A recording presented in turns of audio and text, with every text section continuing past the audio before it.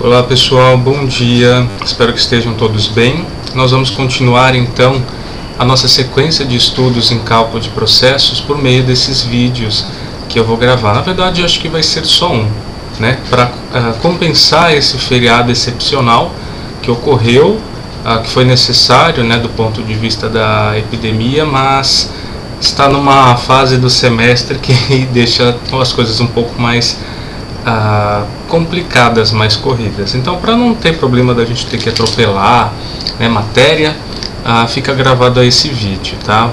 Vamos recapitular algumas coisas. Deixa eu colocar esse difícil aqui, gente. Esse controlezinho aqui para cá, para baixo. Tá ótimo. Então, pessoal, nós estávamos aqui no módulo, né, sobre balanço de energia, no primeiro momento sem reação química, e nós havíamos relembrado as formas de energia, né, chegando até energia interna e entalpia, que geralmente vai ser o foco dos nossos balanços, né. Atacar uma energia cinética, uma energia potencial gravitacional, são coisas que a gente já sabe fazer, e há muitos casos onde ocorrem, né, mesmo que não esteja ocorrendo um processo químico naquele equipamento, ou naquele sistema, ele está ligado a um processo químico, um processo onde as trocas térmicas, as trocas energéticas de outra natureza são mais preponderantes em relação às outras formas de energia, de forma que o foco geralmente tende a ser os cálculos de entalpia. Então nós vimos que há três formas de eu calcular entalpia: por meio de equações empíricas para a capacidade calorífica, por meio de tabelas e por meio de diagramas, certo? Então, uma primeira forma, né, seria justamente considerar Cp como um polinômio de terceiro grau, né, do tipo A mais Bt mais Ct quadrado mais Dt ao cubo, sendo que eu encontro estas constantes de A a D em tabelas apropriadas.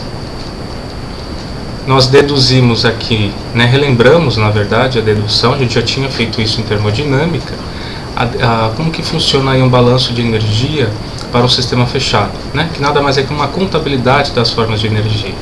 Então, para um determinado sistema, a variação de energia ao longo do tempo, que é a energia no tempo final menos inicial, pode ser destrinchada ou decomposta em três formas de variação, que seriam aí mais associadas à energia mecânica, né? Que são a potencial gravitacional principalmente e a cinética, e um termo aí que mede o que está acontecendo no mundo microscópico, que é a energia interna. Né? Então, ΔE basicamente se divide entre essas três parcelas. De que forma a energia pode entrar ou sair de um sistema fechado? Por meio de calor ou trabalho, sendo que calor ou trabalho entrando no sistema é positivo, saindo é negativo. Já se for um sistema aberto, além das trocas de calor e trabalho que podem eventualmente cortar o meu sistema, nós temos também aí o transporte de massa, saída, né, ou entrada de massa, que no caso da entrada traz consigo e na saída leva consigo três formas de energia, basicamente potencial gravitacional, cinética e energia interna, tá certo? De forma que um balanço apropriado para um sistema aberto, né, para um volume de controle, seria esse, onde a variação de energia, que energia no tempo final menos tempo inicial, seria as formas de energia, né, ou positivas, né, do que trazidas aí pelas correntes de entrada, menos as energias levadas na corrente de saída, mais ou menos Q, mais ou menos W. Percebam que se eu não tenho nem corrente de entrada nem de saída, esses somatórios, né, os M são iguais a zero, os somatórios caem. Eu caio de novo no caso do sistema fechado. Além disso, em regime permanente, não há variação de energia dentro do volume de controle. Então isso seria zero. Então a somatório, né, de todas as parcelas positivas e a subtração das negativas daria zero, significando que a energia dentro do sistema não varia ao longo do tempo. Regime permanente.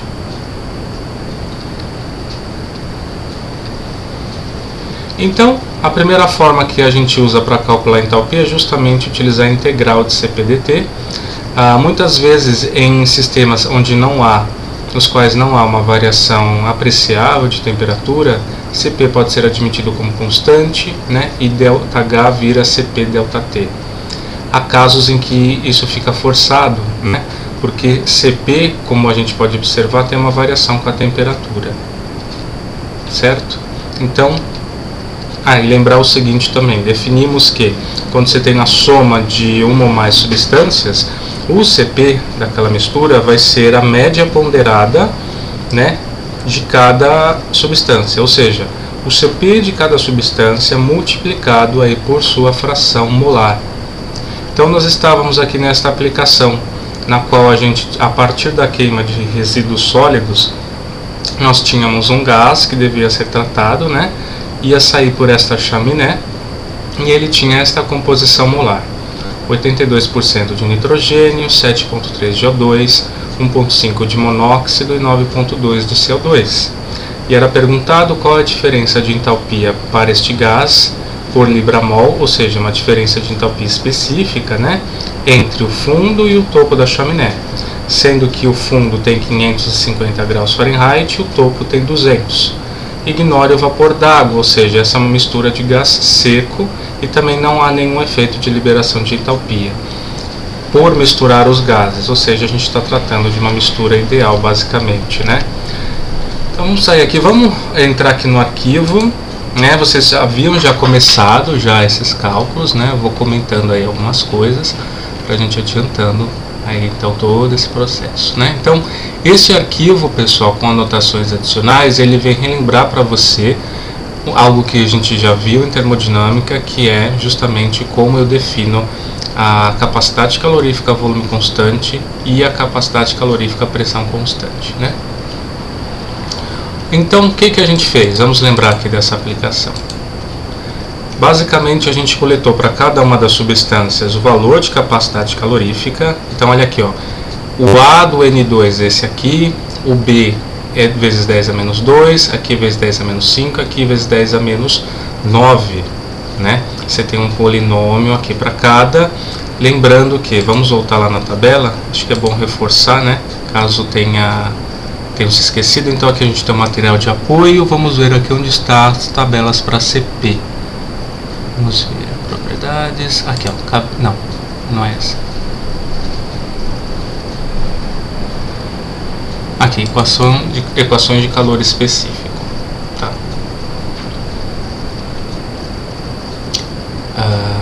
Que legal, esse daqui tá, deixa eu dar uma girada aqui, esse daqui tá pronto.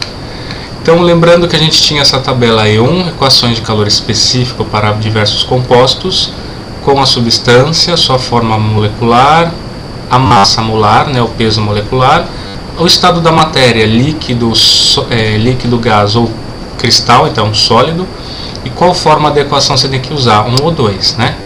Tá aqui, ó, forma 1 este polinômio, a forma 2 é este. E aqui você tem A, B, C e D do polinômio. Lembrando que, se você ler, por exemplo, para o acetileno 6,053 aqui, cuidado, não é só 6,053, é isso vezes 10 a menos 2, isso vezes 10 a menos 5, isso vezes 10 a menos 9. Porque cada um desses valores está multiplicado por 10 a segunda, 10 a quinta e 10 a nona. Para não ter que ficar um número tão grande, uma anotação científica repetida em cada linha, né? Deixar a tabela mais limpa. E lembrar que, e perceber também que tem coeficientes que têm sinal positivo, né? Que parecem ser aí a maioria, ou pelo menos um pouquinho mais da metade. Mas tem coeficientes que são negativos. E na última coluna você encontra então a faixa de temperatura para a qual, né, essa tabela serve. Percebam que é variável aí para cada substância também. Então basicamente o que nós fizemos, está aqui, aplicação, a gente coletou, se a gente tem uma mistura de N2, O2, CO e CO2, a gente tem que coletar primeiro o CP de cada uma, certo? Por quê? Está meio confuso aqui as janelas. O que a gente tem que fazer no final das contas? Pegar cada CP e multiplicar pela fração molar para ter um CP médio, certo? Então, ó, a gente vai fazer isso, né? Multiplicar por cada fração. E além disso, a gente tem que multiplicar por 0,2390 para transformar um CP que está em Joule por mol Kelvin para BTU por libra-mol grau Fahrenheit, porque no final das contas ele vai querer a entalpia por libra-mol. Ah, mas como eu sei disso? Está tudo na tabela, tá? O que você tem que fazer, por isso é bom olhar a tabela, dar uma lida no cabeçalho, olha com calma, né? Gaste um tempo olhando a tabela, que ela não é difícil de usar, né? Mas como tem detalhes, se você simplesmente dá uma olhada por cima, falar, já sei usar, você pode às vezes perder algum detalhezinho, esquecer de multiplicar, por exemplo, aqui pela notação, etc. E ó, ele fala aqui, as unidades de CP são Joule por mol Kelvin ou Joule por mol grau Celsius. Lembrando que grama-mol é horrível essa notação que vem do inglês, tá? Mas o grama-mol, na verdade, é o mol, tá? Esse grama é totalmente desnecessário. E para converter para caloria mol Kelvin ou caloria mol Celsius, né, que é igual a BTU por libra-mol grau Rankine ou BTU por libra-mol grau Fahrenheit, basta você multiplicar cada um dos coeficientes por 0,2390, que então é o que está escrito aqui. Então, por exemplo, o CP do N2 eu tenho que multiplicar pelo fator de conversão para transformar para a unidade que eu quero, mas eu quero transformar isso num CP médio, né? Então multiplicar pela fração molar dele. Se eu tenho 82%, é 0,82. E o mesmo para as outras, cada uma das substâncias. Multiplico pelo fator que muda a unidade, depois eu multiplico pela fração molar. Uma pergunta que você poderia fazer é a seguinte: para eu não me confundir, eu não posso fazer as coisas uma de cada vez? Primeiro eu multiplico tudo por 0,2390. Aí eu vou ter 4 novos CPs. Depois, no final, eu pego cada linha e multiplico pela fração molar de cada substância, porque é isso que você tem que fazer para calcular o CP médio. Aí depois eu vou ter então o CP que eu quero? Sim, né? Dá um pouco mais de trabalho, mas se você achar que é mais seguro, não tem problema. O que você vai fazer no final das contas? Vamos supor que esses CPs já estão multiplicados por 0,2390, todos eles, e que cada um foi multiplicado pela sua fração molar, certo? Outra possibilidade: primeiro multiplicar cada um por sua fração molar e no final o CP médio resultante você multiplica por 0,2390 também, porque você está multiplicando todo mundo, então você pode deixar para fazer isso no final. Percebam, já identificamos 3 rotas possíveis, né? Mas vamos supor que você já pegou os CPs, já multiplicou por 0,2390 e já multiplicou cada um pela fração molar. Você pode, por exemplo, fazer um traço aqui. Como que você vai somar os polinômios? Porque agora esses polinômios já estão ponderados e multiplicados pela constante de conversão. Você vai somar A com A, B's com B's, C's com C's e D's com D's. Lembrando que uns são positivos, outros são negativos, né? Então você tem que estar atento a isso. Aí você vai ter um A resultante, que é um A médio, um B médio, um C médio e um D médio. Sendo que o A médio fica sozinho, B médio multiplica T, C médio multiplica T quadrado, D médio multiplica T ao cubo. Quando você chega nisso, pessoal, você chega neste polinômio aqui, basicamente, tá? Esse é o polinômio. Agora sim, o ΔH da mistura é a integral da temperatura inicial a final de um CP médio dt. Lembrando que, cuidado, não é no caso, não seria correto integral de 200 a 550? Não, é inicial até o final. Nesse caso é um resfriamento, ele começa mais quente, de fato termina mais frio. O efeito disso é que o ΔH vai dar negativo no final das contas, certo? Aí o que a gente faz? Quem é a integral, por exemplo, de A, né? Você vai ter a integral do CP médio dt. Então você pode separar isso em 4 integrais. A integral de uma constante é t, né? A integral de dx é x, resolvida do x inferior até o x superior, que então vai ser x superior menos x inferior. Então 7,089 vezes t final menos t inicial. A integral de t dt é t ao quadrado sobre 2, não é? dt. Ou seja, e t ao quadrado sobre 2 final menos t ao quadrado sobre 2 inicial. A constante sai da integral, né? Você não precisa deixar aqui dentro do cálculo. Dividido por 2 é porque o resultado é t ao quadrado sobre 2. final menos inicial ao quadrado. Cuidado, não é 200 menos 550 ao quadrado. É 200 ao quadrado sobre 2 menos 550 ao quadrado sobre 2. Aí por isso que o 2 está aqui em evidência. Cuidado para não achar que isso é 200 menos 550 ao quadrado. Não é. Qual que é o resultado na integral de t ao quadrado? É t ao cubo sobre 3. Então, 200 ao cubo sobre 3 menos 550 ao cubo sobre 3, que é o que está vendo aqui. A constante você só repete, né? Porque a constante então, nem estava envolvida aí na integral, ela saiu da integral, só multiplicando. Qual que é a integral de t ao cubo? t à quarta sobre 4. Então, 200 à quarta sobre 4 menos 550 à quarta sobre 4, que é o que está aqui. Percebam, não é difícil, né? Integral de polinômio é um pouco braçal, dá um pouco de trabalho, mas não é difícil. Aí o resultado desse primeiro termo, só para quando você fazer o cálculo não se perder, né? É esse termo aqui. O resultado deste segundo termo é este daqui. O resultado do terceiro é este e o resultado do quarto é este. Essa conta, na primeira vez que eu fiz, por algum motivo deu menos 2.718, mas o valor mais correto seria esse daqui, menos 2.700 BTU por libra-mol. Tá certo? Então percebam, é difícil? Não. É coletar CP na tabela. Se precisar converter, converte. Cuidado, nem sempre você precisa converter.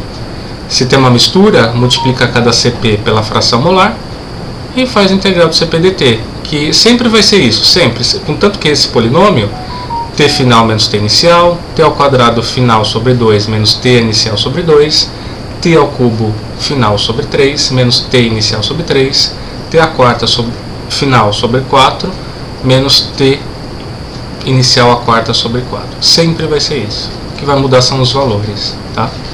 Então, tentem reproduzir isso depois.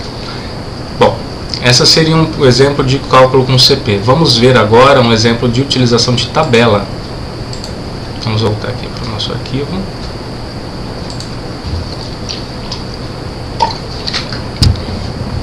Então, um exemplo com tabela, né? Tabelas de entalpia. Essas tabelas podem cobrir uma faixa mais ampla de temperatura do que as cobertas, por exemplo, pelas tabelas de CP. E além do seu cálculo ficar bem mais compacto, tá? Você tem tabelas tanto de entalpia quanto energia interna, em função de temperatura ou pressão. Se você lembrar das tabelas do Moran, tinha tabelas que eram em função de temperatura e de pressão, tá? Aquelas tabelas do Moran podem ajudar a gente também em alguns problemas aqui. Aqui eu vou usar outras, para a gente se acostumar a outras tabelas e ver a diversidade de tabelas e, enfim, né, aumentar o seu portfólio de leitura e desses diagramas e tabelas. Se os intervalos entre os registros da tabela forem suficientemente próximos, tá? A interpolação linear entre os registros pode ser aplicada. Ou seja, se está faltando o valor de temperatura que você precisa e os intervalos não são muito forçados, tipo 100 graus, começa a ficar meio forçado fazer a interpolação. Mas se for de 10 em 10, em 20 em 20, dá para você fazer uma interpolação linear, como a gente já fez em termodinâmica. Então você tem basicamente dois tipos de tabela. Tabelas de entalpia de gases, a 1ATM, no apêndice C aí do Himmelblau, e tabelas de vapor, né? A diferença é que gases não vão liquefazer nos intervalos de temperatura considerados. Tabelas de vapor levam em consideração vapor d'água também, então tem mudança de fase, né? Lembrete, essa entalpia e energia interna é de difícil cálculo, né? Absoluto. Então os valores são todos relativos a algum estado de referência, né? Não importa qual é o estado, porque se você vai subtrair um estado do outro, final menos inicial, o zero da sua régua já vai estar subtraído, entendeu? Então não importa qual é o estado relativo, contanto que você use os mesmos, né? Então a aplicação de número 2 diz o seguinte: na lista 2, né, que vocês estão terminando de fazer, nós tratamos de um exemplo de produção de SO3 para produzir ácido sulfúrico. Então ele pede para calcular a variação de entalpia quando 1 kmol de SO2 é aquecido a uma pressão constante, né, de 101,3 kPa Isso aqui é basicamente a pressão atmosférica, de 200 a 527 graus, né? Por exemplo, aqui também um CP constante, esquece, né? Muita coisa, uma variação muito grande para ele ser constante. Você não precisa calcular por CP, você pode também calcular por CP, tá? O fato da gente usar a tabela aqui não significa que você não poderia fazer o cálculo usando o CP, você pode. Aliás, até recomendo um exercício interessante. Coletem o CP do SO3 e calculem essa variação de entalpia e compare com o que você vai obter da tabela. É um treino bacana de se fazer, tá? Para isso, nós temos uma tabela D5, que é a tabela com entalpias de compostos de enxofre. Vamos achá-la aqui, ó. Então, tabela, vamos ver. Tabela propriedades da água. Aqui, ó, entalpia de compostos de nitrogênio e enxofre. Lembrando que todos esses arquivos também já estão lá postados para vocês, tá? Todas essas tabelas são tiradas do Himmelblau, não do Moran. Então, ó, tabelas de entalpias de compostos de enxofre em joule por mol. Lembrando que grama mol é mol, tá? Para converter por BT ou por Libramol, multiplique os valores por 0,4306. Então aqui você tem, cuidado, isso não é o potássio, tá? Você tem a temperatura em Kelvin, variando de 273 a 3000. Aí você tem diferentes compostos de enxofre, S2, SO2, SO3, H2S e CS2. Perceba o seguinte, para 273 Kelvin, todas as entalpias são iguais a zero. O que isso significa? Qual que é a referência da tabela? 273 Kelvin. Qualquer coisa com entalpia maior é positivo, qualquer coisa com entalpia menor seria negativo. Ah, e se eu escolhesse 200 Kelvin?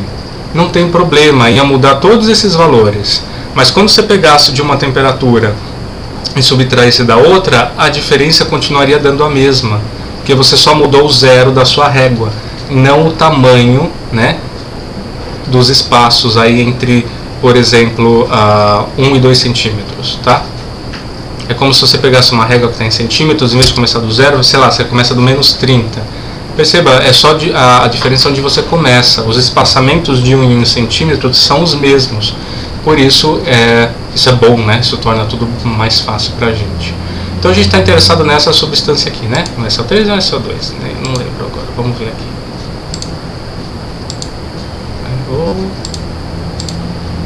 SO3 mesmo, né? Então a gente tem que ver a variação de entalpia entre 18 graus no início e 527 no final. Então basicamente o que você vai fazer, né? 18 graus, você tem que transformar em Kelvin. Você sabe que 273 é 0 Celsius, mais 18 dá 291. Aí você vem aqui e coleta 899 joule por mol. Aí o outro valor, 527, né? Bom, 527 mais 273 é 800, não é? 800 Kelvin. Você vem aqui e coleta 34.748. Como que fica então? Pressão de trabalho 1 atm, 18 graus em Kelvin é 291, 527, 800 Kelvin, nossa temperatura de referência é 0 Celsius. Aqui só para lembrar. A entalpia do SO... Por que eu peguei SO2 se não quero SO3? Ah, tá, é porque aqui ele está falando de SO3, mas é a nossa substância de fato, é SO2. Tudo bem, em vez de ser desta coluna, são os mesmos pontos, então você vai pegar o 706 e o 24.647, que é da coluna do lado, tá? O SO3 seria uma etapa futura. A gente está olhando aqui o exercício 9 da lista, né? Primeiro o S se transforma em SO2, você coletaria as entalpias aqui. Na próxima etapa do queimador, você coletaria aqui e depois ele vai ser transformado em ácido sulfúrico, por exemplo, né? Então a entalpia do SO2 é 291 Kelvin, é 706 joule por mol, a 800 Kelvin é 24.647. É só pegar o valor na tabela. O ΔH vai ser um menos o outro. Aqui eu só pus esse H de referência porque toda a entalpia é calculada em função de uma referência, que não importa qual que seja, porque olha, na subtração ela se cancela. Então aqui é só para mostrar, ó, whatever. Usei outra tabela que tem outra referência, não tem problema, você vai chegar no mesmo resultado. Então no final das contas, a conta que você tem que fazer é a entalpia dele é 800, menos a entalpia dele é 290. Engraçado que estava 273, né? Aí eu fui corrigir, ainda escrevi, agora que eu vou escrever o valor errado de novo, é 291 Kelvin, tá? Vocês vão entender aí, que aqui estava fazendo na mão, meio que rascunho, né? E agora eu tô tendo que disponibilizar isso em PDF, tomara que não tenha nenhum xingamento aqui no meio, né? Um palavrão, né? Qualquer coisa eu edito o arquivo. Então o ΔH é 24.647 menos 706, que dá 23.941 joule por mol. Bom, se é isso por mol, para 1 kmol é 23.941 vezes 1000, né? Porque 1000 mol, que é 23.941 kJ. Lembrar, se você tem uma coisa em joule por mol, em kJ por kmol é o mesmo valor, né? Essa é a ideia. Lembrando, né, que, cuidado, o exercício não acaba aqui. Sua quantidade de matéria não é 1 mol, é 1 kmol. Então você tem que multiplicar pela quantidade de matéria no final, né? Bem tranquilo, né? Bem menos braçal do que o primeiro. Vamos prosseguir, então. Na aplicação de número 3, também a utilização de uma tabela. Mas agora o gás de interesse é o nitrogênio. Então pergunta aqui, calcule a variação de entalpia para 1 kmol de nitrogênio que é aquecido a uma pressão constante de 100 kPa de 200 graus até 1100. Existem várias tabelas diferentes para cada substância. Aqui eu peguei uma que varia de 0 até 990, com incrementos de 10 em 10 Kelvin, tá? Só que a gente tem uma outra, que é justamente essa aqui de cima. É a mesma coisa da de baixo, só que o tipo de composto mudou. Nossa referência é 273 Kelvin. Entalpias de nitrogênio e alguns de seus óxidos em joule por mol. Caso você queira os valores em BTU por libra-mol, você tem que multiplicar por 0,4306, assim como a segunda tabela. Então vamos ver quais são as nossas temperaturas de interesse. Para o aquecimento do nitrogênio, então, estamos trabalhando também aproximadamente 1 atm. Então, 18 graus em Kelvin é 291, 1100 mais 273, 1373 Kelvin. Entalpia 291 para o gás nitrogênio. Vamos lá, gás nitrogênio 291, 524 joule por mol, certo? Que é o que está aqui. E a entalpia para 1373 Kelvin? Vamos ver. Entalpia 1300, 1400. Não tem entalpia para 1373. Essa variação de temperatura, na verdade, já está muito grande. O erro inserido aqui é maior do que o erro se eu usasse essa tabela, por exemplo, pessoal. Por quê? Esta tabela está de 100 em 100.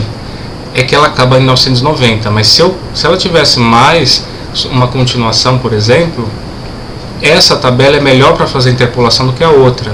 Porque varia de 10 em 10 graus, outra varia de 100 em 100. Então eu pegaria o 1370 e o 1380. O erro inserido na interpolação é menor, tá? Essa tabela seria melhor para se usar. Mas o que a gente quer aqui é ilustrar, né, relembrar a ideia de uma interpolação linear. A interpolação linear serve quando nós não temos um determinado valor numa tabela. Então vamos lembrar que é uma interpolação. Imagina que você tem aqui uma variável y na ordenada, uma variável x aqui na abscissa. Você tem um ponto conhecido, x0, y0, por exemplo, temperatura, entalpia. Você tem um segundo ponto conhecido, temperatura final, não final, né, o ponto posterior, e entalpia posterior. Aqui está antes do seu ponto de interesse, o segundo ponto está depois. No meio está o que você quer. Para uma determinada temperatura, você quer saber quem é a entalpia. Posso afirmar que, se não for 100%, quase 100% dos casos, a entalpia não tem uma variação linear. Ela pode ser assim, pode ser assim, pode ser qualquer outro formato, mas não é linear. Então, justamente o erro inserido na interpolação é eu considerar isso linear. Quanto menor o intervalo, menor o erro. Por isso, interpolar entre 1300 e 1400, o erro é maior do que se você interpolasse entre 1370 e 1380, tá? Mas como a gente quer ilustrar a interpolação, vamos manter aí esse cálculo, né? Percebam que nós temos 3 ângulos iguais e nós temos 2 triângulos semelhantes, um maiorzão e esse menor aqui rachurado, certo? De forma que 3 ângulos iguais, né, congruentes, então posso fazer semelhança de triângulos, ou seja, uma das formas, né, a ordem não importa, mas eu posso dizer o seguinte, vamos supor, isso é a base, essa altura, né? A altura do triângulo maior, y1 menos y0, está para a altura do triângulo menor, que é y menos y0, assim como a base do triângulo maior, que é x1 menos x0, esse tamanho, está para a base do triângulo menor, que é x menos x0, que é este tamanho aqui, certo? Vamos transpor isso para os nossos dados de temperatura e entalpia. Bom, você quer uma entalpia para 1373 Kelvin, você tem o valor para 1300 e 1400. Mesma ideia, vou fazer uma semelhança de triângulos aqui. Então vamos lá. A altura do triângulo maior, que é a entalpia que você coletou para 1400, menos a entalpia para 1300, né? Que você pega aqui, ó, para 1400 e 1300, são esses dois valores, tá? Então, esta é a altura do maior, está para a altura do triângulo menor, que é H, que você não conhece, menos a entalpia a 300 Kelvin, assim como a base do triângulo maior, que é 1400 menos 1300, está para a base do triângulo menor, que é 1373 menos 1300. Passo isso multiplicando para a direita, passo isso multiplicando para a esquerda. Se você fizer a conta, isso daí vai dar 34.715, né? No caso, joule por mol, né? Ou quilojoule por quilomol, que é a mesma coisa, tá? Aqui eu já deixei em joule, quilojoule por mol, né? Fica mais fácil. Como eu sei que esse valor pode estar certo ou não? Se você quer uma entalpia entre 1300 e 1400, o valor dela tem que estar, então, entre a entalpia do 1300 e 1400. Perceba que 34.700 e pouco está entre 32.000 e 35.000 e pouco, não é? Além disso, 1373 está mais próximo do 1400 do que o 1300. Então, o seu valor tem que estar mais próximo do valor superior do que do inferior, como de fato está, se você perceber aqui, certo? Bom, agora nós acabamos então de obter a entalpia 291 Kelvin, a entalpia 1373. Como é um aquecimento desta para esta temperatura, eu subtraio final menos inicial, que é o que você acabou de calcular, menos o valor que estava na tabela. Isso daí dá 34.191 kJ, tá? Para uma base de cálculo de 1 kmol. Como é 1 kmol, não precisa fazer conta. Em vez de joule, basta eu inserir kJ aqui. Se fosse um valor assim, 235 mol, aí você teria 34.191 joule por mol, vezes 325 mol, aí mol cancela com mol, aí você teria a entalpia total para a massa do seu sistema. A gente está fazendo isso aqui também, só que como só mudou de mol para quilomol, não precisa nem fazer conta, é só pôr o K na frente. Mas não se esqueçam, essas tabelas são de entalpias específicas, joule por mol. Nosso sistema nunca tem um mol, ele tem 200, 300 e pouco, 600 e pouco, enfim. Você tem que multiplicar no final o valor pela quantidade de mols do seu sistema, tá? Vamos prosseguir então. Na aplicação 4 já não é mais um daqueles compostos, agora a gente está lidando com água. Você pode usar as tabelas do Moran, né? Eu vou mostrar aqui um outro tipo de tabela, tá? Então, assim, considere um processo em que 2 libras de vapor de água são resfriadas de 700 Fahrenheit para 340. Agora é um resfriamento, não um aquecimento. Há uma pressão de 40 libra-força por polegada quadrada. Aqui faltou, isso é comum no inglês, né? Colocar suprimir o F, mas eu não gosto, então deixa eu só colocar o F aqui, que agora que eu reparei que não tá. Ops, peraí. Pronto. Libra-força por polegada quadrada. Então calcule a variação de entalpia envolvida. Utilize as tabelas de vapor superaquecido, né? Por exemplo, as do Himmelblau, tá? Aqui fica meio cortado, mas o que você tem aqui basicamente é a pressão em libra-força por polegada quadrada. Então é uma tabela em função da pressão, e os valores entre parênteses são os valores da temperatura de ebulição naquela pressão. Perceba que se aumenta a pressão externa, a temperatura de ebulição aumenta, né? Percebam, isso não é muito diferente das tabelas do Moran. É um exercício interessante. Olha para essa tabela, olha para as tabelas do Moran depois, né? O que é esse SH, V e H? Tá? Esse SH não vai ser muito útil para a gente. É chamado de superheat, superaquecimento. O que isso significa? Por exemplo, para 1 libra-força por polegada quadrada, temperatura de saturação ou de ebulição é essa aqui, né? 101,76. Qual que é o superheat quando você está a 200 graus? Ou seja, qual é o grau de superaquecimento? Quando você está a 200, você está a 98,24 graus acima da temperatura de ebulição.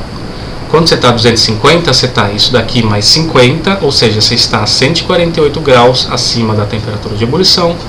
Quando você está a 300, você está a 198 graus acima da temperatura de ebulição. É só isso. É o valor desta temperatura menos o dessa, é o superheat. É o grau de superaquecimento. A gente não usa tanto essa linha não, tá? Na verdade a gente não usa. Vzinho é um velho conhecido, volume específico. Por exemplo, se o volume é metro cúbico, um volume específico é metro cúbico por quilo, metro cúbico por mol. E o H minúsculo é o H específico, ou seja, a entalpia. Então, para cada valor de pressão, você tem 3 valores: superheat, volume específico e entalpia. Tá? Para a água saturada, vamos lembrar o que é água saturada: a água na iminência de virar vapor. Vapor saturado, então tudo que eu fornecer aqui virou vapor, foi para virar vapor, né? Qual que é o ΔH de vaporização? A entalpia do vapor saturado menos da água saturada, né? Desculpa, eu estou apontando para o V, mas esse aqui, né? Entalpia da água saturada menos do vapor saturado. Qual que é a entalpia de vaporização se eu tiver a 25 libra-força por polegada quadrada? Vai ser 1160,4 menos 208, que é a entalpia do vapor saturado menos a do líquido saturado. Percebam termodinâmica na veia isso aqui, né? Então vamos dar uma olhadinha aqui nessa tabela. Tá, deixa eu fechar essas aqui, que por enquanto a gente não vai usar mais. Vamos lá. No material de apoio, então ela seria aqui, ó, propriedades do vapor d'água superaquecido. Você também tem propriedades da água líquida, propriedades da água saturada, eventualmente, tá? Você pode usar. Deixa eu dar um giro nela. Opa. Aqui.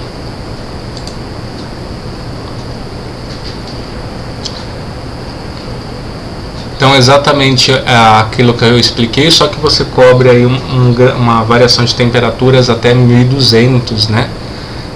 Basicamente, tá? Percebam que tem pontos vazios na tabela. Por quê?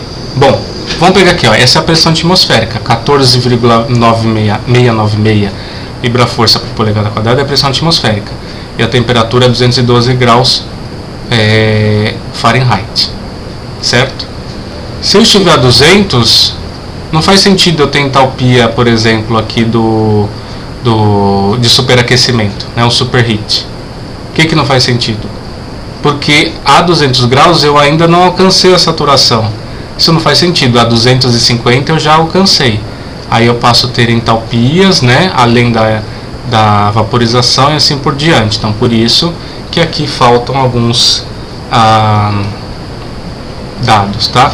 Além disso, pessoal, deixa eu só pegar minha tabela aqui, só um instante. Temos detalhes que não estão contemplados aqui também, tá? Vou colocar como observação aqui nos slides, que é o seguinte: eu anotei na minha, tá no Himmelblau, mas acabou cortando por algum motivo, tá? Eu vou colocar quais são as unidades, né? Então vamos fazer ao vivo aqui, né? Para não interromper o raciocínio. Opa. Vamos ver aqui quais são as unidades de cada coisa, tá? Porque não está na tabela, né? Basicamente o scan não permitiu que saísse. Então, qual que é a unidade do SH, por exemplo, que é o superheat, vai sair, né, em grau Fahrenheit, certo? Ele está deixando maiúsculo aqui, mas é minúsculo. Ah não, ele deixou maiúsculo também na tabela, então vamos deixar maiúsculo. Superheat. Do Vzinho, que é o volume específico, é pé cúbico por libra, tá? Eu vou já transformar. Esse mouse está horrível, tenho um pouco de paciência com o meu mouse. É assim, começou a época de quarentena, tudo começa a dar defeito, o computador, o mouse, nunca dava. Quando você mais precisa, né? E a entalpia específica, que é o Hzinho, vai ser em BTU por libra, tá? Então, Vzinho, aqui Hzinho, sendo, vamos lá, vamos deixar aqui mesmo, né? V igual ao volume específico, Hzinho é igual a entalpia específica, tá? Normalmente eu não escrevo isso no slide porque a gente trabalha em sala, né? Artesanalmente, né? Só que na impossibilidade. Oh, nossa, agora que eu vi que eu fiz aqui, gente. Peraí, agora a gente está impossibilitado. Oh, lele. Vamos lá. Desistir. Vamos tentar de novo aqui.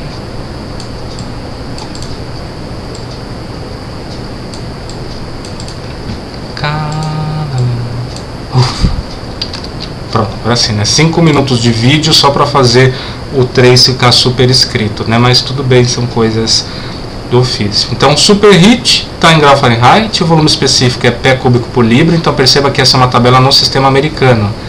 H é BTU por libra, sendo V volume específico e H entalpia específica, tá? Bom, né? Agora sim, a gente pode partir para a resolução. Então, a gente vai usar a tabela de entalpia de vapor d'água para uma pressão de 40 libra-força por polegada quadrada. No sistema americano e inglês tem umas coisas horríveis, tipo, ele suprime o F porque ele está assumindo que você sabe que essa libra não é massa, isso daqui é um libra-força. Eu acho um sistema totalmente esquizofrênico, tá? Eu acho que tem que pôr o F. Aqui eu acabei colocando só LB porque esse LB é o que está na tabela, mas eu acho mais correto pôr um F para lembrar que é libra-força, não libra de massa. Você tem um resfriamento de 700 Fahrenheit até 340. Se você for na tabela, vamos coletar então a entalpia 700 Fahrenheit. Vamos lá.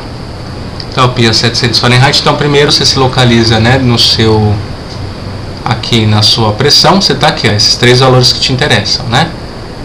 Você tem que ir até, já esqueci onde você tem que ir. Pera aí, 700 Fahrenheit. Vamos lá. Então 40, você vai até 700 Fahrenheit, que está, usa uma régua, tá? Porque aqui no posto não tem como. Você está aqui, né? A entalpia que você precisa está aqui, 1380,4, né? Se eu não estou lendo torto aqui, mas é isso, 1380,4, que é aqui, ó, 1380,4 BTU por libra. E a 340 Fahrenheit? Aí você vem aqui todo feliz, fala, ah, legal, é aqui, já sei ler a tabela, ou 340, eu tenho 300, 350, opa, você não tem 340. O que você vai fazer? Uma interpolação entre os valores de entalpia 350, que é 1211,9, e a 300, que é 1187,1. Tá? É isso que você vai fazer. Opa. Então, da mesma forma, pessoal, a altura do maior está para a altura do menor, assim como a base do maior está para a base do menor. Usem como referência essa mesma figura. A altura do maior, a altura do menor. Base do maior, base do menor, só mudaram os valores de temperatura e entalpia aqui, né? Este mesmo raciocínio que a gente está fazendo, tá? Quando você faz essa interpolação, dá 1206,94 BTU por libra, tá? O correto aqui eu colocar a unidade, eu já tiraria 0,1 ponto de mim já aqui, tá? Então o ΔH final vai ser o quê? Vai ser a diferença dos ΔHs específicos por libra vezes a sua massa em libras, que é, vamos lembrar, são 2 libras de vapor, né? Então vamos inserir, acho que esse vai ser um pouquinho mais complexo, né? Mas vamos ver se dá para fazer relativamente fácil aqui, vai. Acho que vai dar. Tá, então, usando a notação dele mesmo, tá? ΔH então vai ser igual a massa vezes, vezes entalpia específica, tá? Ou seja, tá dando para enxergar pra caramba, né? Com eu escrevendo em cima da tabela.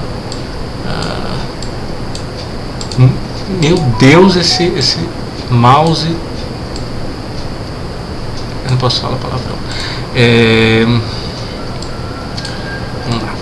Delta H. Samba. Vamos lá, vamos continuar aqui com essa equação maravilhosa que não está funcionando. Foi. Tá, agora deu. Então vamos colocar em termos de letras, né? Vai ser M vezes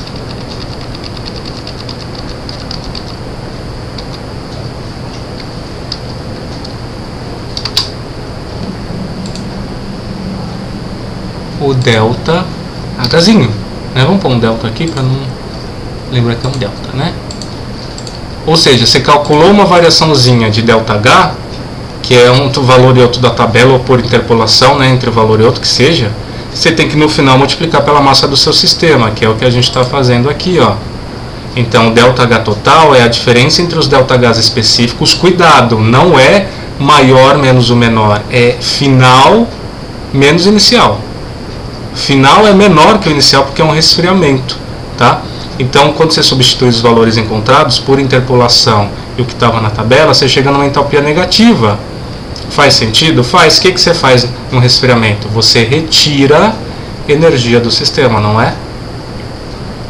Então, faz todo sentido que seja aí dessa forma, tá? Basicamente, então, pessoal, esse seria mais um exemplo de tabela. Então, já cobrimos equações para CP e tabela, né? Basicamente, a última parte, então, seria usar diagramas, né? Eu vou com vocês até a aplicação sim, tá? Mas depois eu paro, a gente continua, retoma aí na próxima aula. Os dados de entalpia podem ser representados em diagramas, né? Acho que vocês já devem ter visto. Esse é um diagrama, a pressão aqui está meio ruim aqui, né? A resolução, mas é pressão, a entalpia, também chamado de diagrama de Molière, tá? Onde lembra do famoso domo, onde você tem dentro líquido mais vapor, aqui você tem líquido saturado, daqui para cá você tem vapor saturado. Lembram-se disso de termodinâmica? Então é esse diagrama que a gente está lidando, tá? Assim como o diagrama de Moody-Rouse, que tem muita informação no diagrama só, esse diagrama também é o mesmo caso. Então, você tem outras variáveis que têm outras dimensões. Imagina que você quer plotar volume específico, só que isso é um gráfico 2D, pressão e entalpia. Essas linhas de volume específico estão saindo da tela. É uma outra variável, seria um gráfico 3D, certo? Só que você não quer um gráfico 3D, você quer um gráfico 2D. Aí você vai projetar essa variação de volume nesse plano 2D. Então é como se tivesse linhas de nível, é como se tivesse uma montanha, essa montanha representasse o volume específico, ela está saindo da tela. É uma terceira variável. Só que você quer representar ela no plano 2D. Então você vai pegar linhas de nível dessa montanha e pá, projetar. São essas linhas aqui, tá? Em analogia ao que você vê de linhas de nível aí quando você estuda aí com as matérias, por exemplo, aí do Benjamin, certo?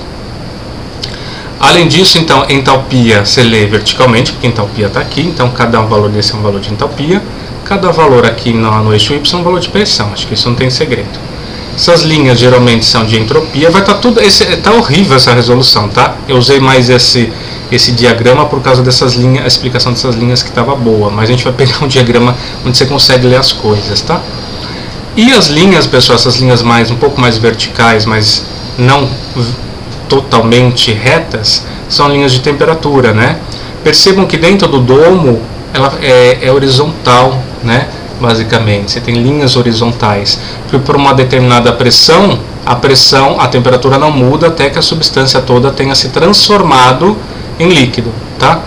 Então, muitas vezes eles suprimem essa linha horizontal, porque eles assumem que você vai saber o seguinte: se isso representa 80 Fahrenheit, tá? Até aqui, daqui para cá é horizontal, porque é mudança de fase.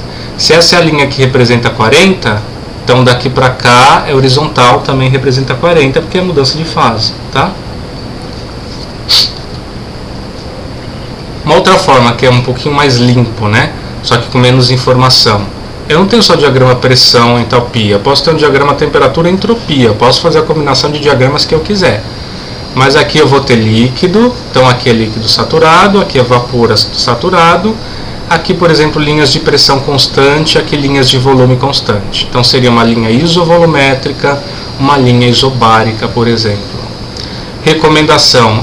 Eu não lembro muitas dessas coisas. Dá uma revisitada no seu material de termodinâmica, tá? Muito embora a gente está explicando aqui, a gente vai explicar com calma, mas dá uma olhada no material, pode te ajudar, né?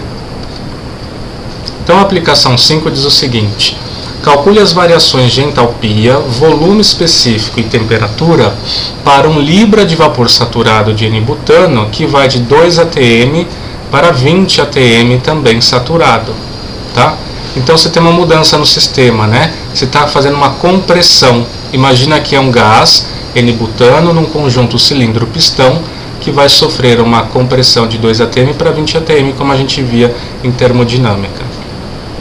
Agora a gente consegue ler as coisas, né?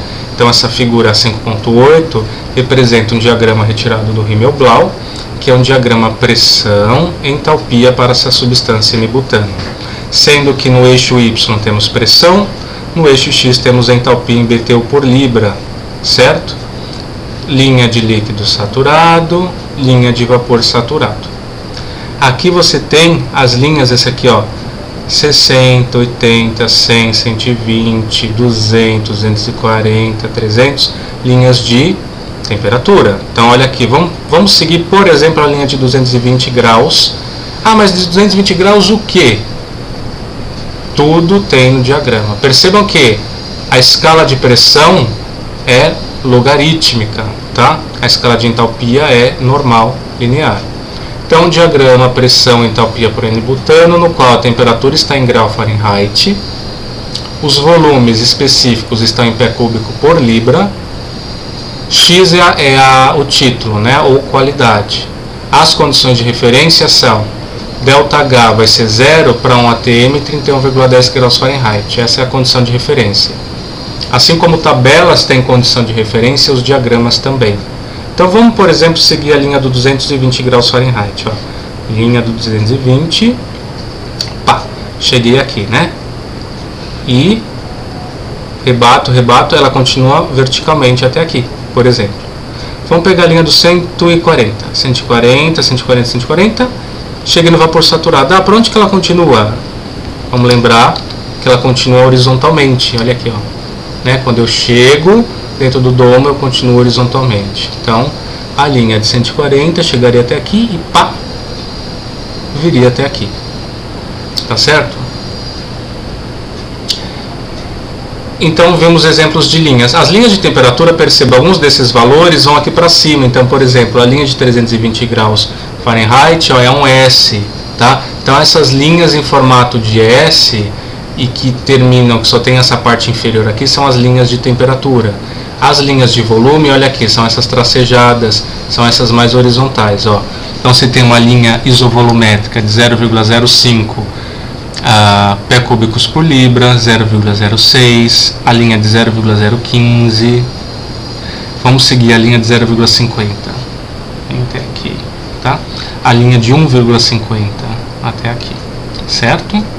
Então esse é um exemplo de leitura, pessoal. Então vamos fazer assim, então vamos ver quanto tempo de vídeo nós já chegamos. Estamos aí em 53 minutos, acho que já é um vídeo considerável. Eu vou parar por aqui. Eu vou pedir que vocês olhem para o diagrama, treinem essas leituras, fica seguindo linha, tá? Outra coisa que eu esqueci. Dentro do domo de líquido e vapor saturado, o que você tem aqui dentro é vapor. Então o título é 0,1, então essa é a linha que representa quando você tem 10% de vapor. Título 0,4, a linha que representa 40% de vapor. Título de 0,8, 80% de vapor, 90%, 100% de vapor, ou seja, vapor saturado, né? Então, deem uma olhada no diagrama, acompanhem as linhas, tentem resolver essa aplicação 5 vocês. E a gente comenta aí, eu coloco isso no Paint mesmo, tá? E vou desenhando aqui as linhas que deviam ser as leituras. Vamos parar por aqui para não acumular muita coisa, tá? Então é isso por hoje, pessoal. No dia 28, então a gente retoma aí para a nossa última aula teórica de cálculo de processos, tá? Depois eu vou publicar um material adicional, que é um balanço de massa de energia com reação química, mas ele vai ficar para uma leitura adicional, a gente não tem tempo de tratá-lo aqui no curso, tá? E a gente discute, então, posso discutir algumas coisas sobre ele na próxima aula, inclusive, tá bom? Então é isso, gente, bons estudos para vocês, tentem olhar todo esse material até a próxima quarta e a gente se encontra na nossa próxima web aula. Esperemos aí que não haja nenhum feriado surpresa, né? Então é isso, um abraço a todos, tchau, tchau.